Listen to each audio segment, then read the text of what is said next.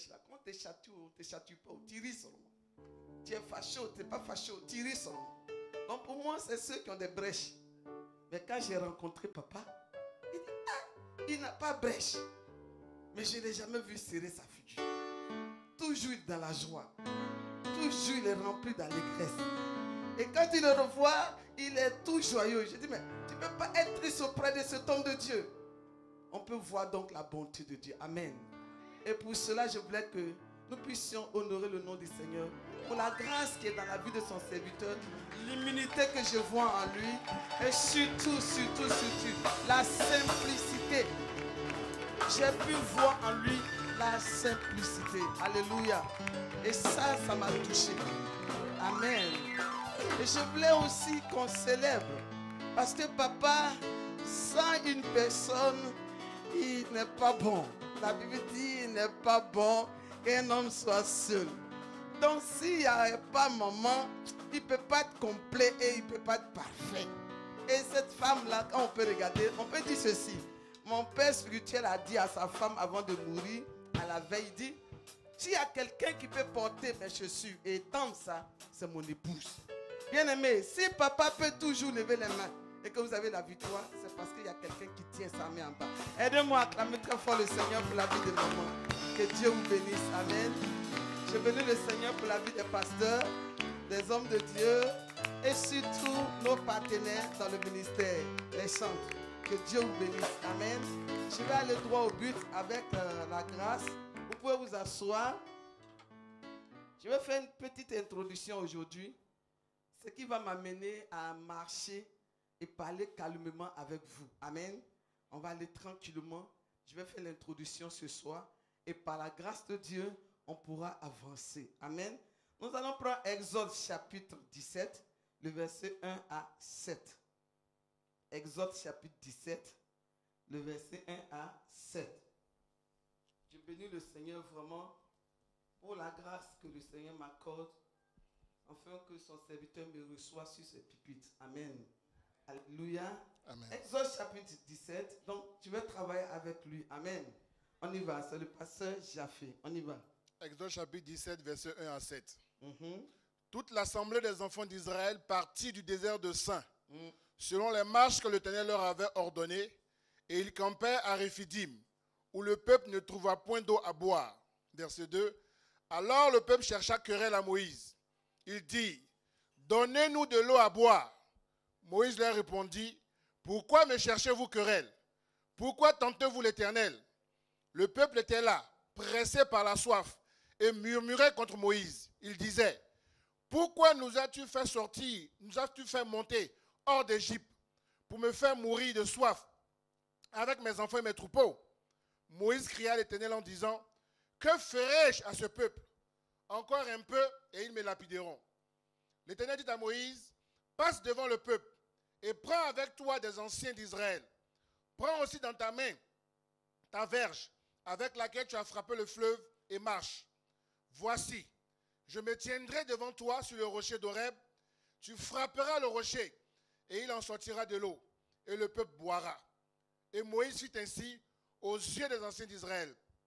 Il donna à ce lieu le nom de Massa et Meriba, parce que les enfants d'Israël avaient contesté et parce qu'ils avaient tenté l'Éternel en disant, l'Éternel est-il au milieu de nous ou n'y est-il pas? Dieu bénisse sa parole. Alléluia.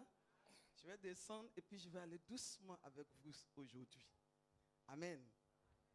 Le thème de mon message, c'est quoi, pasteur? Dis-moi. Ta soif sera étanchée par le rocher qui renferme ton eau. Amen.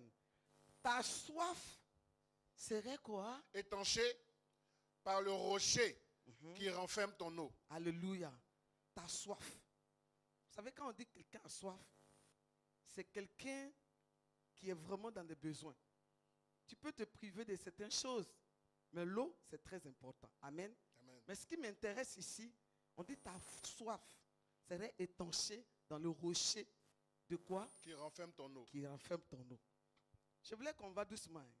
On va doucement, pasteur, mets-toi à côté de moi. Je voulais qu'on s'agisse ici. Qu'est-ce que c'est un rocher? Il y a quelqu'un, la servante de Dieu va doucement. C'est quoi un rocher? Dis-moi. Un rocher est une grande masse de pierre dure. Un rocher est une grande masse. C'est comme ça. Vous voyez, gros comme ça. Fixé dans le sol. Un rocher, c'est un caillou qui est enfoncé dans le sol. Et puis, Qu'on ne peut remuer. on ne peut pas remuer ça. Ça veut dire que, en temps normal, un rocher qui est symbole d'un caillou, il ne peut pas avoir de l'eau dedans. Est-ce que je m'adresse à quelqu'un? Un caillou, il ne peut pas avoir l'eau. Et on dit ça enraciné. Ça y est dedans. Ça y est par terre quelque part. Maintenant, la Bible nous dit que dans ce rocher-là, il a donné l'ordre à quelqu'un de frapper et puis l'eau est sortie. Il y a quelqu'un, c'est fort ça. C'est fort ça. Alléluia. Il y a quelqu'un, c'est fort ça. Un rocher qui renferme l'eau de ta vie. Pendant que quand nous regardons, on essaie de voir la définition. Le rocher en tant que tel ne peut pas héberger l'eau. Le rocher en tant que tel ne peut pas renfermer l'eau. Mais la Bible nous démontre le contraire. Et nous nous appuyons dessus ce soir pour te dire qu'il y a un rocher qui renferme l'eau qui peut désaltérer, qui peut te donner la solution à tes problèmes pour te permettre d'être rassasié, d'être comblé. Il y a quelqu'un, c'est fini pour moi. Mon histoire change ce soir au nom de... Frère, dis-moi, on va aller doucement. Petit 1. Oui. Chaque chrétien a une source d'eau qui lui est Chaque destinée. chrétien a une source d'eau. Chaque chrétien. Parce que quand on parle du rocher, à la fin, vous allez voir que le rocher en tant que tel, c'est Jésus-Christ. Mais je vais avancer doucement.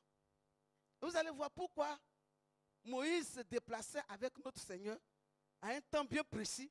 Il fallait maintenant qu'il découvre le rocher. Je pouvais vous poser la question, ce rocher-là était destiné ou bien préparé pour ça, ou bien c'est un rocher qui s'est déplacé avec Moïse. Mais comme aujourd'hui, je voulais que vous et moi nous puissions comprendre quelque chose. Que tu réalises pourquoi on dit le salut individuel. C'est qu'en tant que chrétien, chacun d'entre nous a un rocher. Un rocher qui se déplace avec, qui n'est pas semblable au rocher de l'autre. Un rocher qui renferme l'eau de ta vie. L'eau qui est le symbole de la parole. Vous voyez, lorsque je prêche, la parole qui est prêchée ne s'adresse pas simplement à un riche ici. C'est-à-dire ma parole ne s'adresse pas, il n'y a pas une manière que mon message s'adresse à un type de catégorie de personnes. On dit, bon, le message là, on arrive à présenter ça d'une manière pour que ça soit, tel soit pour le riche, tel soit pour le pauvre. Non. Si vous m'écoutez très bien, le même message que je prêche actuellement s'adresse aux pauvres, ça s'adresse aux riches, ça s'adresse aux malades, ça s'adresse à tout le monde. Est-ce que vous me comprenez bien? C'est même message que je suis en train de prêcher. La parole de Dieu qui sort de ma bouche, ça s'adresse à toi, ça s'adresse à l'autre. Maintenant, l'Esprit de Dieu fait de sorte que chacun reçoit de différentes manières, selon ses problèmes, selon ses besoins. Est-ce que je parle à quelqu'un? Est-ce que je m'adresse à quelqu'un?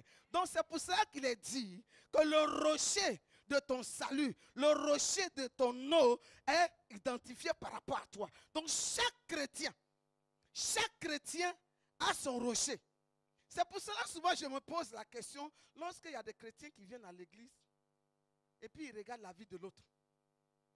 Parce que l'autre a fait ça, donc moi je ne fais plus. Parce que l'autre marche comme ça, donc moi je ne veux plus marcher comme ça. Ils arrivent là, et puis ils essaient de se comparer. Quand l'autre arrive, si l'autre est arrogant, eux aussi essaient d'imiter. Mais vous n'avez pas le même rocher. Vous n'êtes pas pareil. D'ailleurs, vous n'avez pas le même problème avant de venir ici. Chacun a une situation qui est propre à lui dans sa maison, dans sa famille, par rapport à ses réalités. Donc si tu viens et que tu passes ton temps en train de te comparer à l'autre, tu ne connais pas. Peut-être que sa maman gêne matin, midi, soir, et toi, tes parents versent l'eau. Tu vas comment? Peut-être que toi, tes parents prient chaque midi, mais l'autre, les parents cherchent à le manger. Donc, vous n'avez pas les mêmes problèmes. Mais si tu comprends ce que je suis en train de te dire, ça te donnera de comprendre que quand tu viens pour obtenir quelque chose. Tu viens pour que le Seigneur accomplisse quelque chose.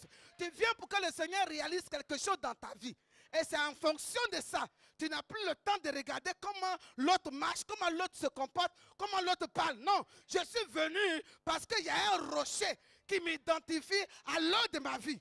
Et c'est ça que je vais découvrir.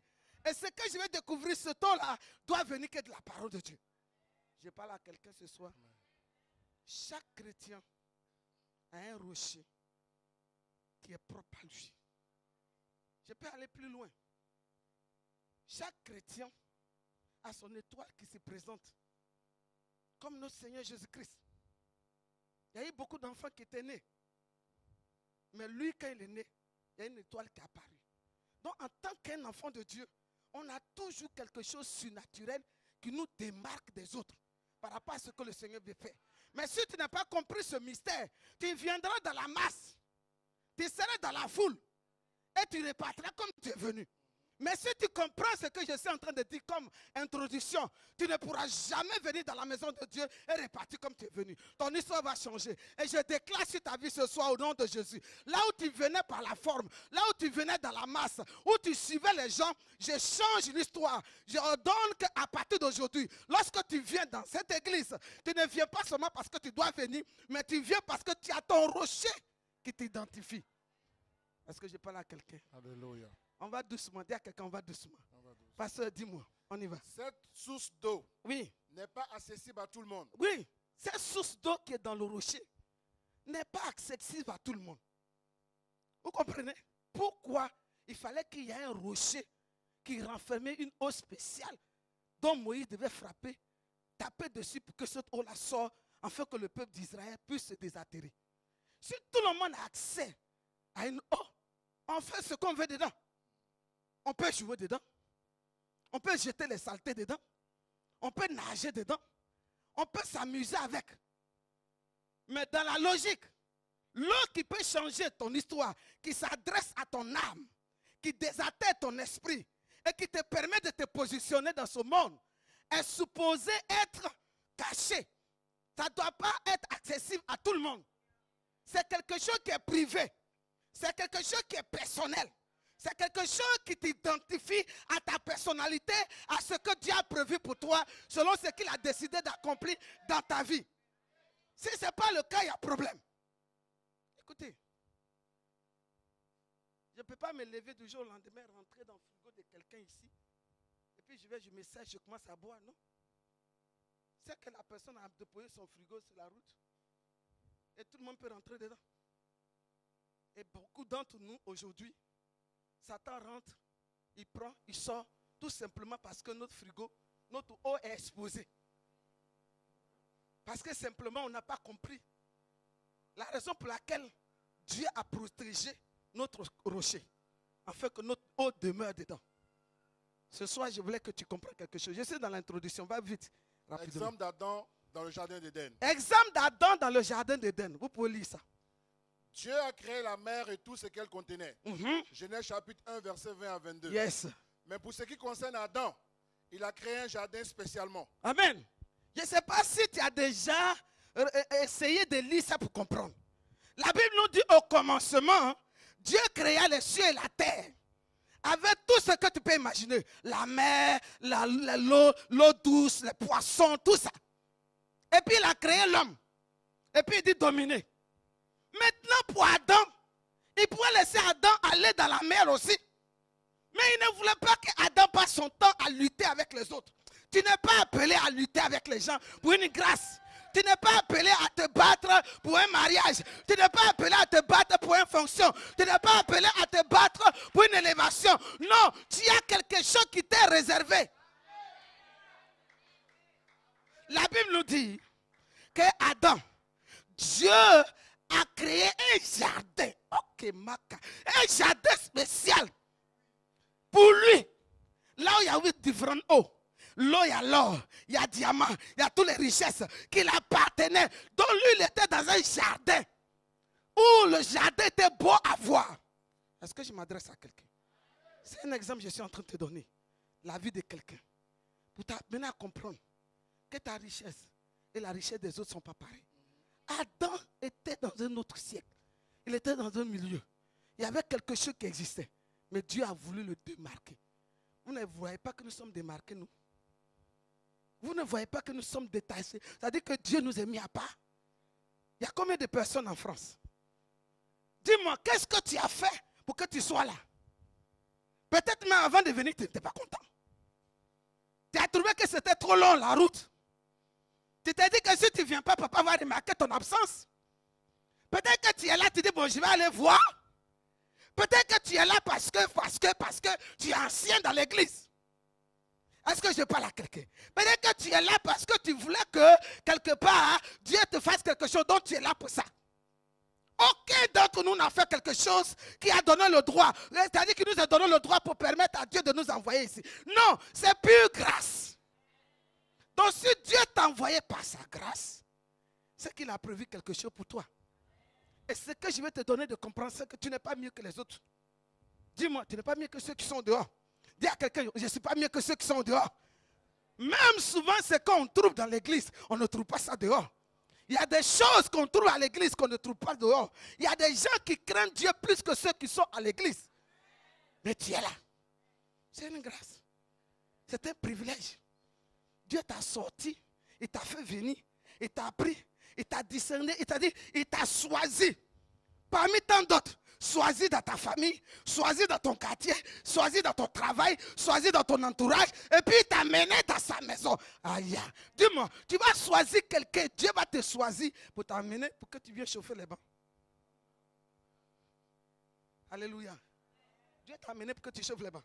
Il faut dire à quelqu'un, non, touche quelqu'un, tu dis non. Je refuse ça à partir d'aujourd'hui. Non. Il t'a amené parce que quelque part, il a prévu quelque chose. Il y a ton jardin. Il y a un jardin qui t'appartient. C'est pour cela que tu ne dois pas te comparer à ceux qui sont là-bas. Parce que toi, tu dois pouvoir montrer qu'il y a quelque chose de spécial qui t'appartient, qui te rend différent des autres personnes. Eh, ma canne, fais comme ça. Maranatha, Kassia. Fais comme ça. Tu ne m'encourages pas. Acclame le Seigneur pour moi.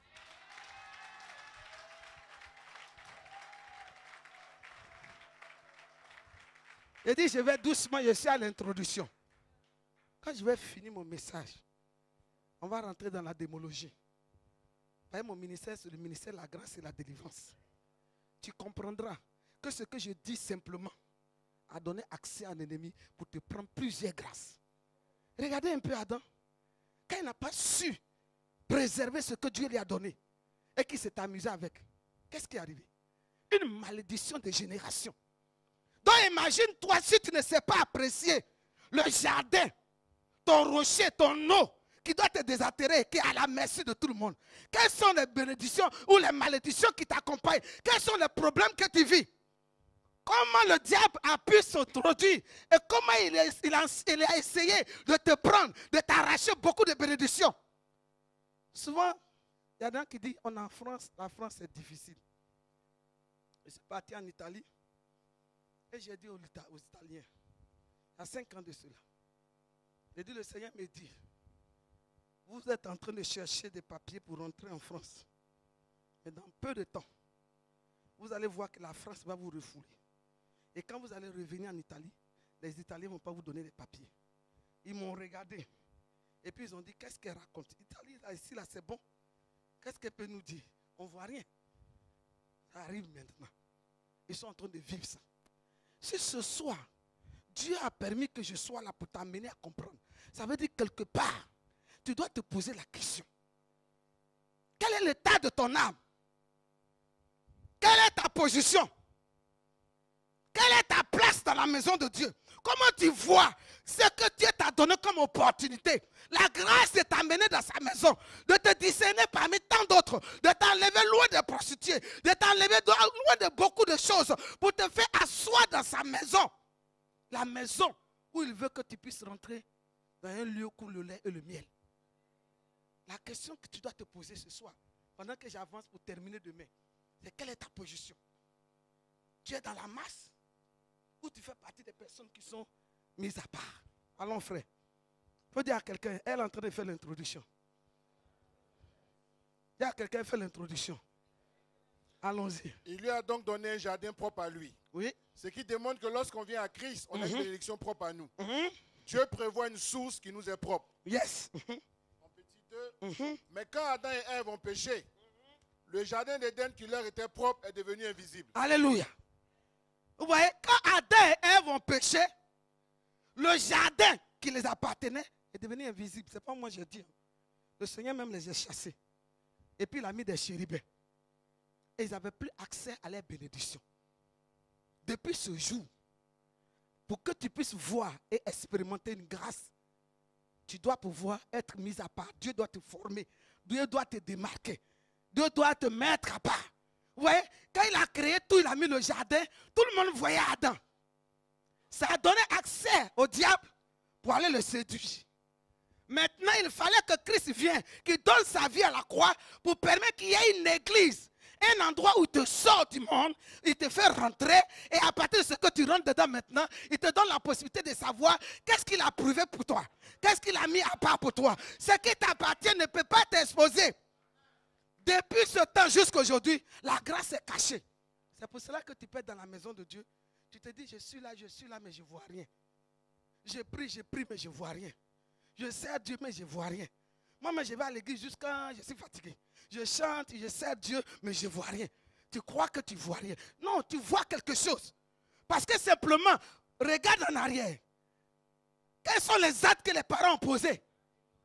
Moi, j'ai vu le petit-fils de Tolosbon. Il est venu à Abidjan. Le petit-fils. On a fait la croisade. Il a pris le micro, il fait guitare là. Puis des miracles. Tout le monde marche. J'ai dit, mais nous, on a fait quoi? Tu vas gêner. Tu vas prier. Tous tes reins là te font mal. Et à ma voix, quand je dis bonjour à quelqu'un au téléphone matin, on dit bonjour monsieur. Tellement ma voix est devenue robuste. Est-ce que je m'adresse à quelqu'un comme ça? Pourquoi? Parce que nos aïeux, nos ancêtres, on passe, ça veut dire qu'on nous a pris dans l'état brut. Et puis on est dans l'église maintenant. C'est pendant qu'on marche que Dieu nous façonne. Dieu nous prépare pour rentrer dans cette grâce. Dieu nous donne de rentrer dans la faveur de Dieu. Donc tu ne peux pas être comme les autres. Est-ce que je m'adresse à quelqu'un? Fais comme ça. Il faut dire, le bishop, ça va doucement, doucement. On va doucement, doucement. Alléluia. Si tu n'es pas fâché, fais comme ça. Amen. Let's go now. Depuis ce jour, Dieu a dit, c'est à la sueur de ton front que tu Depuis mangeras. ce jour, il dit c'est à la sueur de ton front. La partie où les chrétiens n'aiment pas. Mais le Seigneur a dit tout accompli. Pourquoi je souffre comme ça? Oh, tes ancêtres ont fait. Hein? On dit quand quelqu'un adore, fait des pratiques, il est maudit de combien de générations? 4 générations. Maintenant, je veux que tu imagines combien de générations toi tu as traversé jusqu'à toi tu es là aujourd'hui. Donc il faut multiplier ça. Si ce n'est pas parce que c'est la grâce, elle finit pour toi. Mais la grâce fait que tu es là. Donc pendant que tu pries, un jour papa est là, un manteau tombe, un manteau tombe, un manteau tombe. Chaque jour que Dieu fait, au fur et à mesure, jusqu'à ce que tu rentres dans cette grâce. Je vais vous rendre un témoignage. Moi, je suis fille de l'Assemblée de Dieu. Et je dis quelque chose. Ma soeur était responsable du président des jeunes de la jeunesse de Côte d'Ivoire, des églises d'Assemblée de Dieu. Mais la soeur ne pouvait pas se marier. Elle prie, elle parle la langue, elle prophétise. Quand on dit Adé, nous là, on est au top. Hein? Adé, Assemblée de Dieu. Quand on dit Assemblée de Dieu, on est spécial. Est-ce que je parle à quelqu'un? Mais la soeur ne pouvait pas se marier. Quand un homme vient, l'homme s'en va. Jusqu'à ce qu'un jour, le Seigneur a permis qu'on se retrouve, qu'on s'enferme dans la maison. Quand on a commencé à prier, qu'elle est venue me trouver. Le Seigneur lui montre qu'ils ont cousu. Elle parle la langue. Hein. Ça ne dérange pas Dieu. Ça ne dérange pas Dieu. Je te dis, ils ont cousu habits en sorcellerie. Ça dit caca. Excusez-moi du thème. Déchets là. Ils ont cousu ça à un habit spirituel puis l'ont porté. Donc elle parle la langue. Quand elle va à l'église, on enlève le manteau, on met de côté. Quand elle ressort, on l'habille. Donc quand un homme vient, il dit je t'aime, le deuil a fait fuir l'homme. Elle est chrétienne. Jusqu'à ce que le Seigneur lui montre. Et qu'on commence maintenant à prier pour ôter ce manteau. Ou quand c'est pour ne rien qu'il a dit à son serviteur. Il dit, là, l'ange dit, on a qu'à ôter ce vêtement-là, c'est sale. À cause de ça, le diable t'accuse. Ou quoi que c'est pour ne rien qu'il dit ça. Pourtant, il servait Dieu. Et ça, il a fallu avoir du temps pour servir le Seigneur. Bien aimé, c'est pour cela que quand tu viens dans la maison de Dieu, tu ne dois pas jouer à ta vie chrétienne. Parce que ton passé là, tu ne connais pas. Tu ne sais pas ce qui est là-bas. Tu connais seulement, on dit, ils ne se marient pas. Oh. Mais qu'est-ce qui s'est passé, ils ne se marient pas, tu ne sais pas. On dit, ils n'arrivent pas à construire une maison. Mais qu'est-ce qui s'est passé, tu ne sais pas. Moi, je suis issu d'une famille royale. Il a fallu que je rentre au milieu d'eux. Connaître la famille. Pour me rendre compte de ce qui c'est. Pour que je commence à détruire. Vous comprenez? J'allais à l'église. Je ne pouvais pas évoluer. Tout était bloqué. Rien ne marche. Rien ne pouvait progresser. J'ai témoigné ça quand je suis parti dans l'autre église là-bas. J'ai commencé à chercher la foi. J'ai dit, mais je ne comprends pas cette histoire. Mais ce temps m'a permis de découvrir quelque chose. C'est là que je vais me rendre compte. Dieu m'a dit, mon village, là, ils ont renversé. Ça veut dire que spirituellement, le village est sous la terre. Donc tous ceux qui sont dans ce village-là, si ton village est sous la terre, c'est qui va te voir dans ce pays-là? C'est quoi tu vas faire, ça va marcher? Qui peut marcher avec toi? Personne.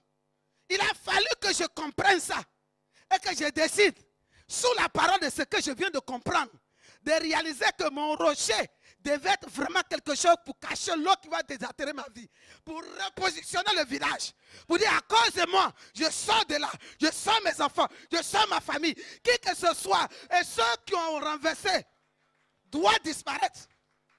Sinon, moi, je vis. Et Dieu a fait cette grâce. Si je suis ici que je parle avec toi aujourd'hui, c'est parce qu'un jour, un travail a été fait. Donc, bien aimé, lorsqu'on parle de la démologie, on parle d'une réalité. Et tu dois comprendre ça. Allons bien, allons frère. Sinon, je vais te changer. Ceci pour ne plus que Satan ait accès, comme dans le jardin d'Éden, pour corrompre. Petit 3. Donc, pour que Dieu te révèle la source de la bénédiction qui t'est destinée, Dieu crée des problèmes. Donc, tu vois, Dieu a caché le jardin. Il protège. Il fait de sorte que ta bénédiction qui t'appartient là est cachée. Si tu n'es pas encore affranchi, il attend. Si tu ne te consacres pas comme il se doit, il attend. Parce que s'il te donne d'avoir accès à ton eau, quelqu'un d'autre va venir t'arracher. Alléluia. Amen.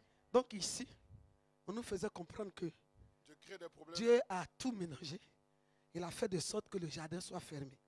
Maintenant, toi et moi, quand on vient à l'église, tout a accompli. Dis à quelqu'un, c'est pas ça. Pour que tu puisses maintenant voir la grâce qui est dans ta vie, il fait de sorte que des situations, des problèmes, tu vis des moments très compliqués. La plupart, quand ça arrive comme ça, les chrétiens croient que c'est l'église dans laquelle ils sont. L'église a quoi avoir dedans? Ici, là, c'est nous qui envoyons Dieu ici. Ici, là, c'est nous qui envoyons Dieu ici. Est-ce que je parle à quelqu'un? Oui. Ici, là, Dieu, il n'est pas dans ça. Il est en nous. Si quelqu'un vient, il dit, il va faire fétiche ici, il va faire fétiche. Oui. S'il dit, il va faire boîte de nuit, il va faire boîte de nuit. C'est nous qui avons déplacé Dieu ici. Il dit, là où 2 ou 3 personnes sont assemblées à mon nom, je suis là. C'est nous qui l'avons envoyé ici. Donc, dis-moi, il faut donc que Dieu permette certaines choses pour t'amener à chercher la face de Dieu. Mais les chrétiens, lorsque Dieu permet une situation, pour l'amener à chercher la face de Dieu, afin qu'il puisse lui révéler, pour dire, tu vas à l'église il y a longtemps, ton rocher, le rocher qui renferme, l'eau qui peut te désaltérer à tel endroit, c'est fini. Le chrétien quitte l'église. Il dit, le pasteur, ce n'est pas normal. Il n'est pas clair, il y a quelque chose qui ne va pas. Il s'en va chercher encore là-bas. Donc du coup, ça fait que miracle, miracle, on court, on s'en va. Mais ton rocher est caché. On permet une situation pour que tu découvres ton rocher afin de te désaltérer. Tu fuis le problème. Vous n'avez pas remarqué? Tous ceux qui fuient le problème, ils viennent retrouver. Remarquez bien. Quand tu fuis le problème, tu vas quand tu viens, tu trouves. Tu as l'impression que tu reprends la chose à zéro. Vaut mieux rester maintenant. Dis à quelqu'un, je dois rester maintenant.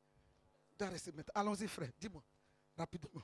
Dieu crée des problèmes à l'image de Moïse et de Job afin que tu te consacres pour chercher sa face. Yes. Dans le but qu'il te révèle le rocher qui renferme la source de ta bénédiction. Exode chapitre 17, verset 4 à 6. Allons. On a vu que Moïse, face aux difficultés, a cherché la face de Dieu. Dieu lui a révélé le rocher et comment il devrait procéder pour frapper le rocher afin que l'eau sorte pour que le peuple puisse se désaltérer. Va vite. Dieu savait que le peuple allait se retrouver dans le désert. Dieu savait. Si vous me suivez bien, je veux qu'on va vite. Pour que demain, la dimanche prochain, là, je puisse travailler avec vous. Dieu savait que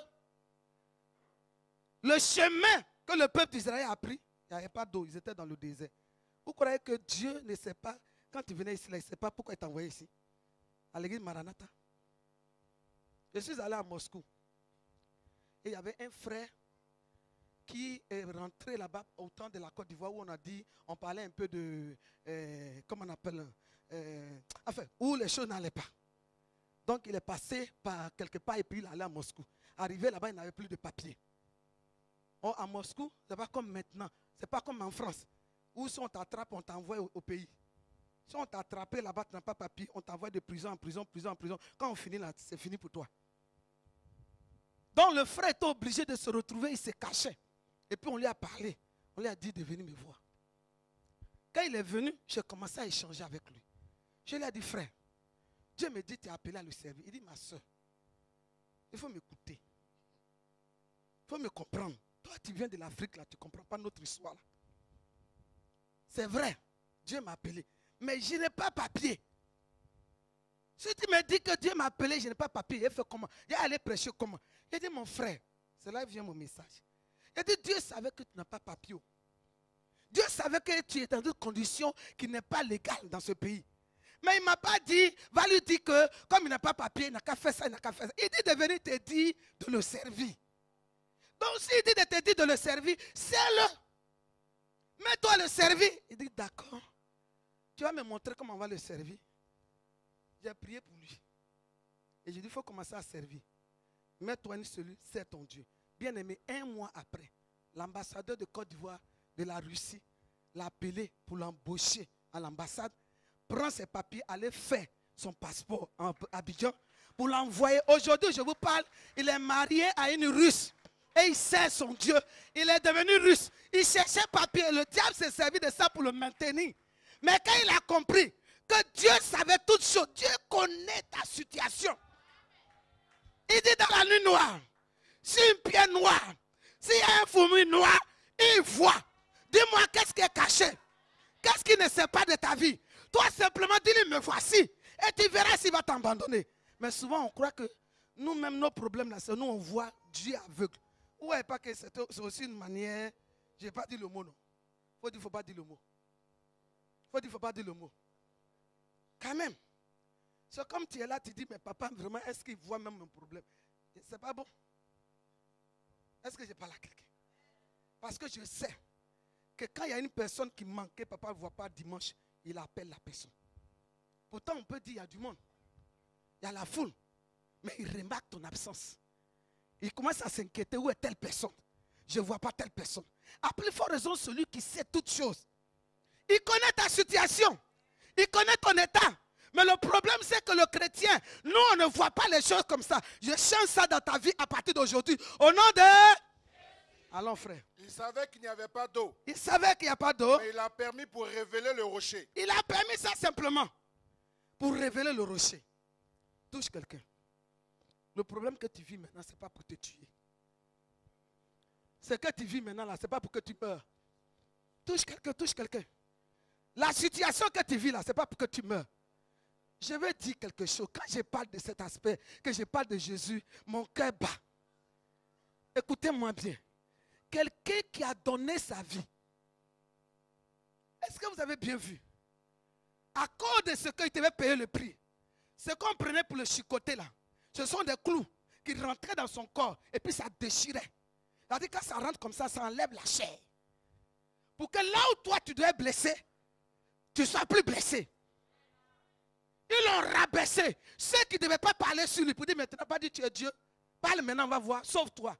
Pour ne pas que toi tu te rabaisses. Il a accepté de se rabaisser. Pour que toi tu aies la paix. Et tu crois que celui-là va t'envoyer dans sa maison.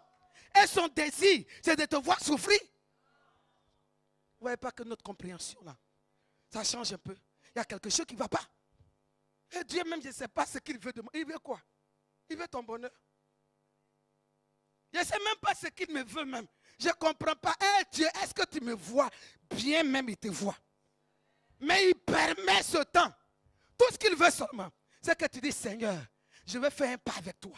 Seigneur, où tu es, je vais te découvrir. C'est pour ça que je dis souvent aux chrétiens, que je ne suis pas d'accord avec ce message où souvent on dit, il faut que venez en chercher Dieu. Le chrétien ne cherche pas Dieu.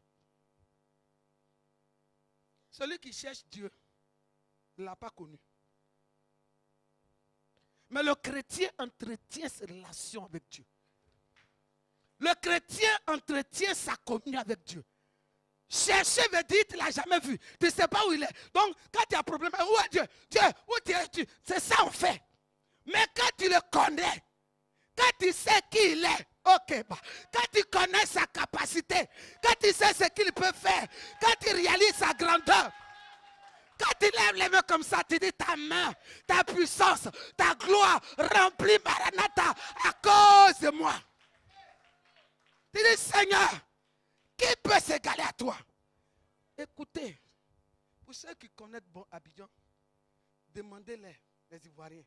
Quand on dit le Zanzan, la première des choses, c'est la ville aux 1000 mosquées. Deuxième chose, c'est les fétiches terribles.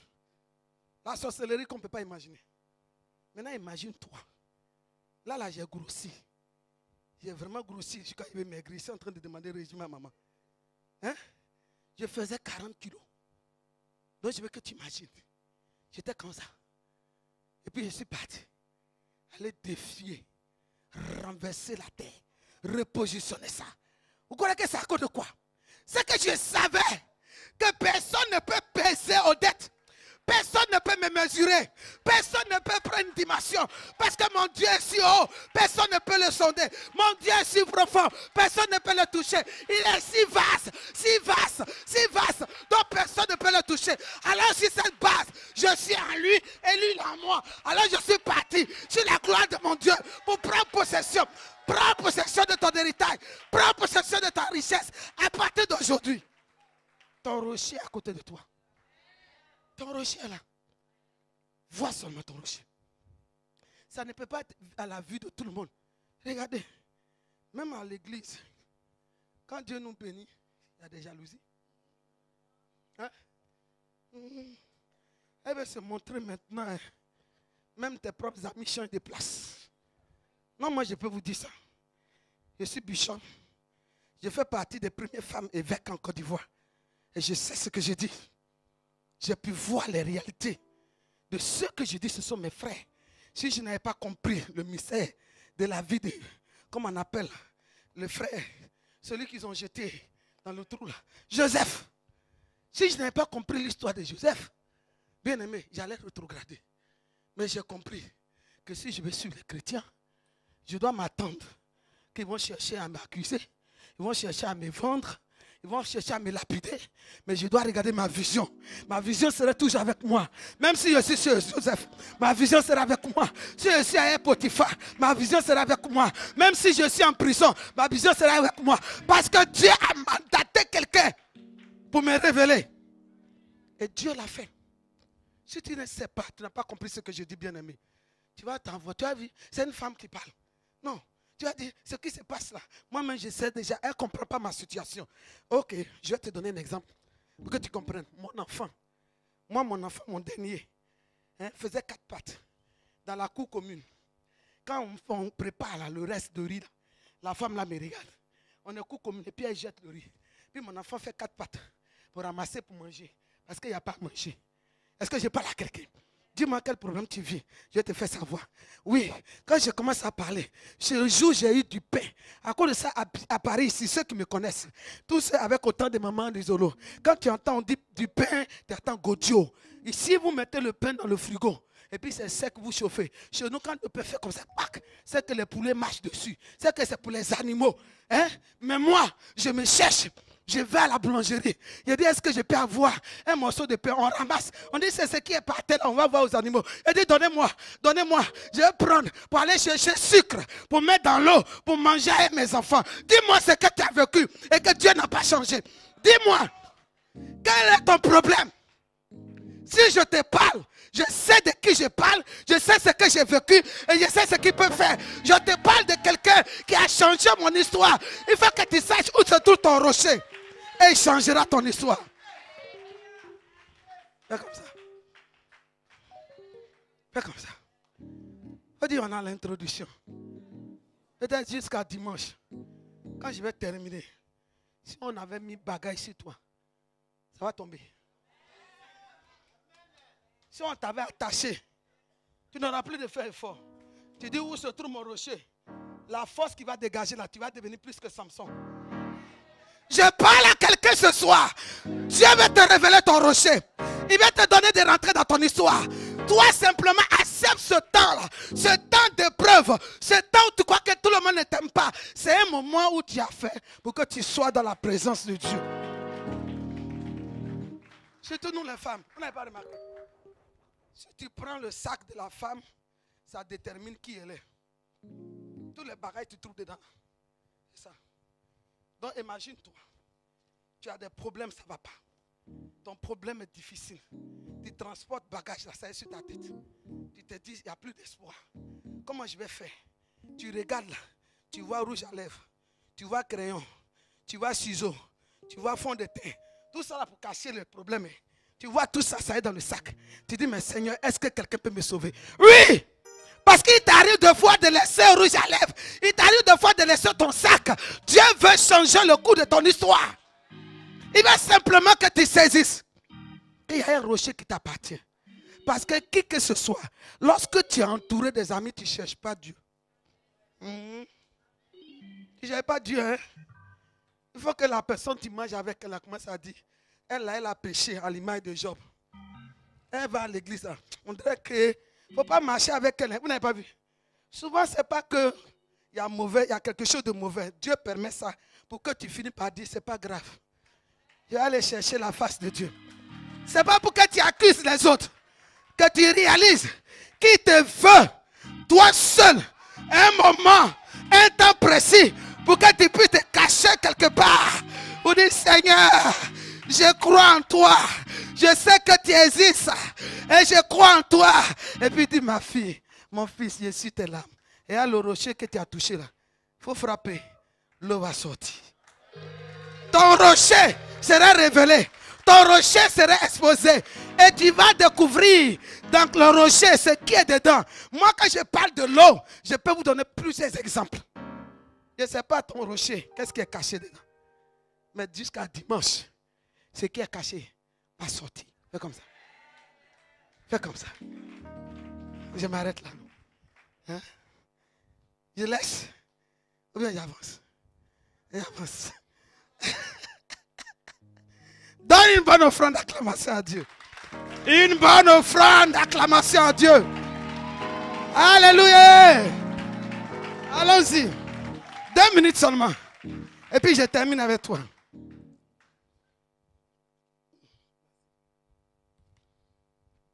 Lorsque Dieu permet un problème, dans le but que nous nous consacrons pour chercher sa face, c'est pour nous révéler le lieu où se trouve donc notre rocher, qui est la réponse à toutes nos prières, nos attentes qui lui sont adressées des mois, des années durant. Alléluia.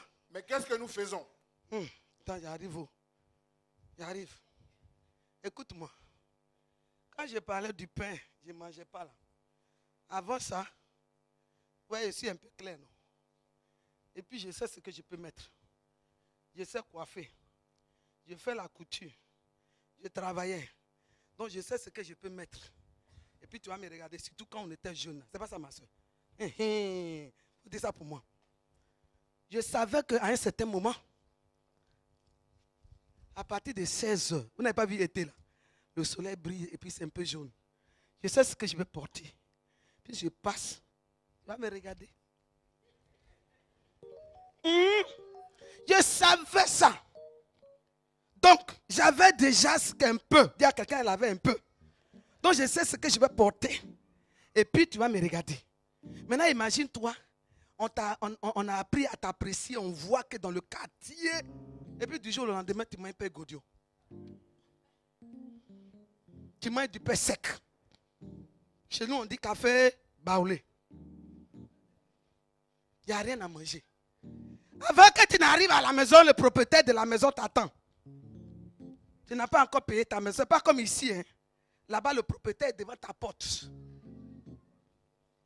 Je veux que tu imagines dans le quartier. Est-ce que je parle à quelqu'un? Donc, c'est pour te dire tout ça. Dieu permet permettait ça pour que je commence. Mes amis m'ont laissé.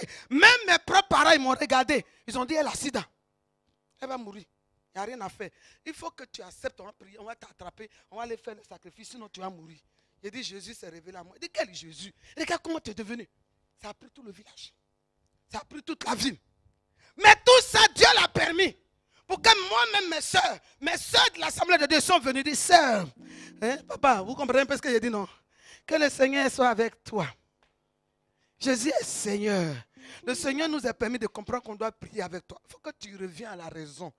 Là, tu t'en vas à l'enfer. Mais tant de preuves où mes soeurs doivent venir me soutenir. Ils sont venus me dire, je m'en vais à l'enfer. Ils n'ont pas prié pour moi. On m'a dit, tu t'en vas à l'enfer. Tout ça pour que je réalise que je ne peux pas. Je suis allé voir mon pasteur. Il m'a regardé comme ça. Il dit, il faut que je te dise quelque chose. Si tu ne changes pas de vie. Enfin, j'étais devenue la plus prostituée. Parce que Dieu me faisait vivre des épreuves parce que je n'ai pas mangé. Mais quand tout ça là est arrivé, ça m'a permis de prendre des temps de jeûne maintenant. De 21 jours. De 40 jours. J'ai dit non. Moi, je suis sorti d'une famille musulmane. Je suis sorti d'une famille royale. Je sais ce que tu m'as montré. Je ne peux pas me retourner aujourd'hui pour dire que je me suis trompé. Il faut que tu révèles ta gloire. Il a fallu ce temps pour qu'il me dise, je t'ai appelé. Je t'ai choisi pour que tu sois ma bouche. Et que je me sers de toi pour t'attaquer aux entités. Il a fallu ce temps pour qu'il me mette à côté. À côté pour me révéler la clé de mon avenir. Il dit, je vais me servir de toi pour parler dans le monde. C'est pour ça que je m'adresse à toi. Je sais en même temps que ma voix sonne dans le camp du diable. Et je le bouleverse le royaume de Satan pour ta vie, dans ta maison, pour tes affaires. Je détruis toute entité qui te retient. Parce que je crois qu'à partir d'aujourd'hui où tu m'entends, Dieu me prête sa voix. Et le son de ma voix retentit. Ça retentit dans les lieux où on ne peut pas imaginer. Et je te sors de là. Je sors ta richesse. Je sors ta bénédiction. Je sors ton élévation. Je sors ton succès. À partir d'aujourd'hui, le son de ma voix va sonner partout. Là où les gens croyaient qu'ils pouvaient maintenir ton nom, ils ne peuvent pas. Il a fallu ça. S'il n'y a pas eu ce temps de preuve, bien aimé, je ne serais pas là aujourd'hui. Parce que je suis Dieu donné. On ne pensait pas que ma maman allait faire enfant. Les gens croyaient que ma maman était stérile. Ma maman a 110 ans. Donc je veux que tu imagines à quel âge elle m'a eu. Imagine. À quel âge ma maman m'a mis au monde. Dans la médecine, d'une manière scientifique. À un certain âge, tu ne peux plus faire enfant. Mais elle a eu 3 autres. Ça veut dire que dans la logique, elle ne pouvait plus faire enfant. C'est comme si ma maman m'a eu à l'âge de peut-être 60 ans ou 55 ans. Avant de faire les autres enfants. Est-ce que je parle à quelqu'un? Est-ce que je parle à quelqu'un? Donc Dieu a fait de sorte que où je suis, j'ai compris ce qu'il peut faire. Et il peut faire aussi dans ta vie. Si tu crois en cette parole, fais comme ça. Je suis Dieu donné. Personne ne pouvait imaginer. Et il change le cours de mon histoire. Il peut changer aussi pour toi. Est-ce que tu es d'accord avec moi? Amen. Ah. 2 mots et puis je laisse. 2 mots. Mais qu'est-ce que nous faisons? Oui. Exode chapitre 17, verset 2 à 3. On s'attaque petit à notre leader. Je vais terminer là. Lorsque des problèmes arrivent, Dieu permet ça pour te permettre d'entrer en contact avec lui. La première des choses, tu t'attaques à ton leader. Tu commences à indexer ton leader. C'est l'église où je suis là. C'est les gens qui sont là-bas. C'est eux qui sont derrière. Deuxième chose, tu fais quoi? On le rend responsable de nos problèmes. On le rend responsable. On a l'impression que celui qui sa vie n'est pas en clair. C'est lui qui a fait. Oh, avant de venir, tu avais problème. Chacun d'entre nous est venu dans la maison de Dieu avec un problème. C'est le problème qu'on fait que je suis venu à l'église.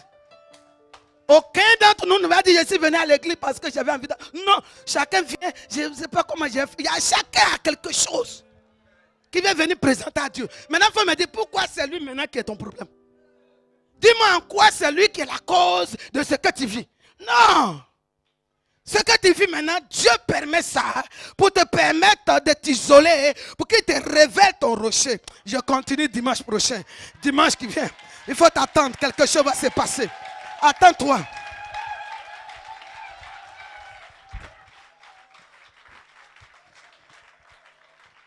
Je te laisse comme ça.